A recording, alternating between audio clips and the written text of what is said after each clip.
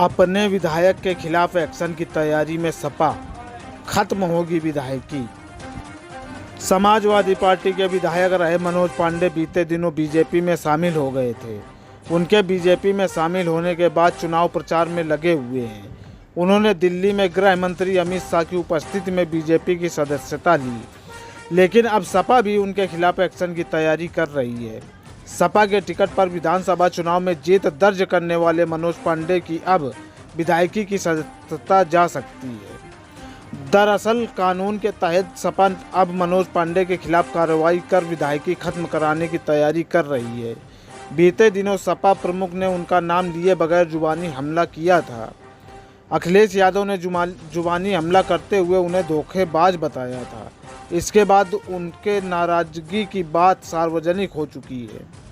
मनोज पांडे लगातार तीसरी बार विधायक बने हैं और वह रायबरेली की ऊंचाहार सीट से तीसरी बार विधायक हैं। मनोज पांडे बीते दिनों रायबरेली के दौलतपुर में एक चुनावी जनसभा को संबोधित कर रहे थे। तब उन्होंने बीजेपी का पटका पहनकर मनोज पांडे को बीजेपी में शामिल कराया था। बीते राज्यसभा चुनाव के दौरान मनोज पांडे ने बीजेपी का समर्थन किया था। तब उन्होंने बीजेपी उम्मीदवार को वोट दिया था। हालांकि उसके बाद से वह पर्दे के पीछे से बीजेपी के लिए काम कर रहे थे, लेकिन अब बीजेपी में शामिल हो गए हैं। अब बीजेपी में उनके शामिल होने के बाद विधायक की नैतिकता पर सवाल उठ रहा है।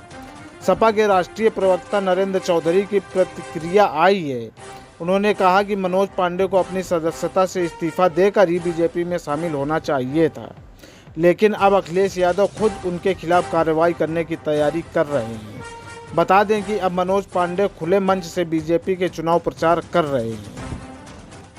लोकसभा चुनाव के बीच समाजवादी पार्टी के विधायक की सदस्यता रद्द हो सकती है। पार्टी अपने विधायक की सदस्यता रद्द कराने की तैयारी कर रही है। इसी तरह के ताज़ा अपडेट पाने के लिए प्लीज़ हमारे चैनल को लाइक, शेयर और सब्सक्राइब करें।